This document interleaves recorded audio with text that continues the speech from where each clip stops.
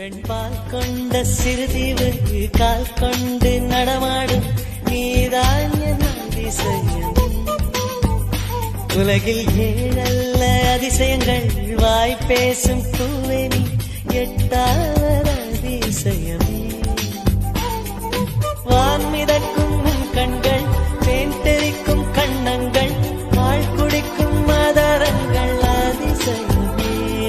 நங்கை கொண்ட வீரல்கள் அதிசயமே. நகம் என்ற கிரீடம் அதிசயமே. அசையும் வளைவுகள் அதிசயமே. கல் தோன்றி மண் தோன்றி கடல் தோன்றி